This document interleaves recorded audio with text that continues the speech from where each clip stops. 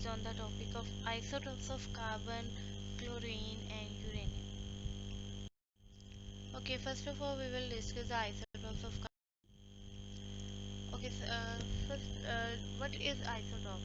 The atom of an element that have same atomic number and different mass number are called isotopes.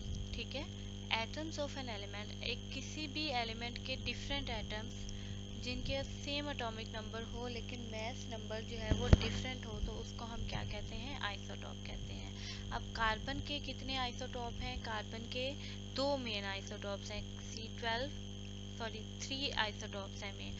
To isotopes of carbon are stable, 12 and 13 are stable isotopes, ठीक है। लेकिन जो 14 है, C14 की form है जो carbon की, वो रेडियो एक्टिव आइसोटॉप है। रेडियो एक्टिव का मतलब ये है कि इनमें से रेज जो है वो क्या होती रहती हैं? अमिट होती रहती हैं, ठीक है। और ये जो है अनस्टेबल होता है, ये जो आइसोटॉप है ये अनस्टेबल होता है। ये क्या करता है? इनमें डिकेइंग प्रोसेस स्टार्ट हो जाता है बहुत जल्दी, ठीक है।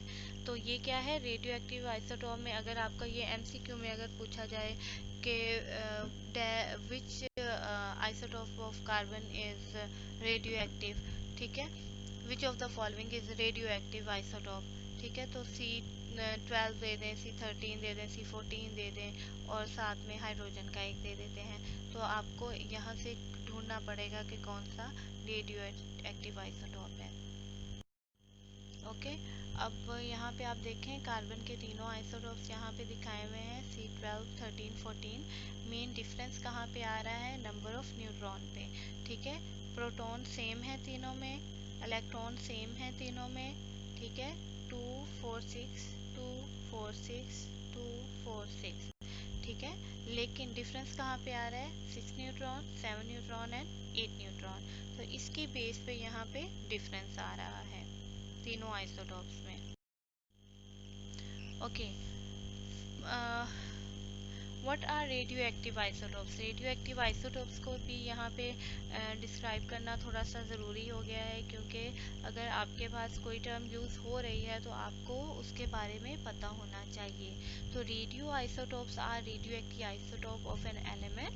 They can also be defined as the atoms that contain an unstable combination of neutrons and protons or excess energy in their nucleus and disperse excess energy by emitting radiation in the form of alpha, beta और gamma radiation. जैसे हमने कहा कि C14 जो है वो radio active है। अगर वो रेडियो एक्टिव है तो इसका मतलब है वो अनस्टेबल है। अनस्टेबल है तो वो रेडिएशन रिलीज करता है। रेडिएशन रिलीज किस फॉर्म में करेगा? अल्फा, बीटा और गैमा की फॉर्म में रेज जो है वो रिलीज करता रहेगा, ठीक है। ओके, नेचुरल अबंडेंस क्या है इनकी? C12 जो होता है वो ज़्यादा अबंडेंस में प्रेजेंट होता है नेचर में। 98.9% जो है वो हमें कार्बन जो मिलता है वो C12 की फॉर्म में मिलता है। And C13 and 14 both are only 1.1% in nature, ठीक है। यानी ये बहुत कम जो है वो हमें कहीं मिलेंगे, लेकिन C12 जो है वो मोस्टली हमें जो है चीज़ों में मिलेगा। 98.9% है ये। Okay, the number of proton, electron and neutron in isotopes, all of them have the same number of proton and electron but differ in the number of neutron. और इनकी रिप्रेजेंटेशन यहाँ पे आपको दिखाई गई है, ठीक है। Proton 666, neutron 6, 7 and 8। So the nuclear number इनका क्या बनता है? इसको हम कह रहे हैं कार्बन 12, तो ये न्यूक्लियर नंबर इन दोनों को प्लस करो तो 12 बनेगा।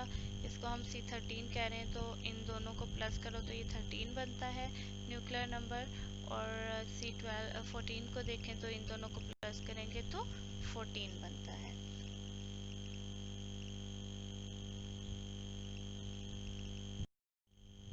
Okay, now we will discuss the isotope of chlorine. There are two main isotopes of chlorine. Cl35 chlorine का सिंबल है Cl और C कैपिटल L स्मॉल, और इसके आइसोटॉप जो हैं दो हैं, date is Cl35 and Cl37, ठीक है। अब यहाँ पे अगर आप देखें तो आपको पता चलेगा कि प्रोटॉन सेम है, इलेक्ट्रॉन सेम है 17 और डिफरेंस कहाँ पे आ रहा है, न्यूट्रॉन पे। 18 न्यूट्रॉन है 35 में और 37 में 20 न्यूट्रॉन्स हैं। ठीक है, तो यहाँ पे इसकी बेस पे जो है इनके दो आइसोटॉप्स हैं नेचर में, और ये इनकी अगर आप अरेंजमेंट देखें तो इस तरह से बनते हैं। Natural abundance, the isotope Cl chlorine 35 is present in abundance of 75% and Cl 35 chlorine 37 जो है वो 25%, यानी ज़्यादातर जो हमें क्लोरीन का आइसोटोप हमें मिलता है वो Cl35 मिलता है। ठीक है, जो कि जिसकी अबंडेंस 75% है नेचर में। और number of neutron proton electron जो होते हैं वो सेम हम यहाँ पे भी वही डिस्कस करेंगे। All of them have the same number of proton and electron but differ in the number of neutron. Okay, now we will discuss the isotope of uranium. Okay, there are 3 isotopes of uranium, uranium 234, 235 and 238। Atomic number इनका क्या है, 92। Okay, natural abundance क्या है? अच्छा, ये जो abundance है ना, ये मोस्टली पूछी जाती है एमसीक्यूज में कि कौन सा आइसोटॉप जो है उसकी कितनी अबंडेंस है, कौन से की कितनी है। रेडियो एक्टिव अगर आइसोटॉप है कार्बन का तो उसकी अबंडेंस कितनी है नेचर में। ठीक है, तो इस तरह की चीज़ें जो है ना, इनको आपने एमसीक्यू के पॉइंट ऑफ व्यू से याद करना है। और ये चीज़ जो है आपने, अगर आपको आ जाता है कि write down the isotopes of chlorine, ठीक है, तो आपको इसका मतलब है आपको स्पेसिफाई कर दिया गया कि आपने क्लोरीन ही के आइसोटॉप लिखने हैं। ये आ जाए कि define isotope and write down the isotopes of uranium.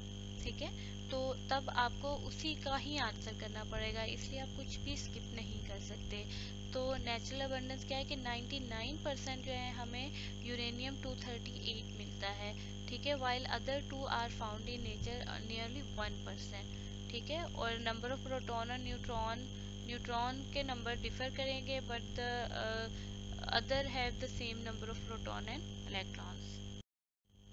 Okay, thank you so much.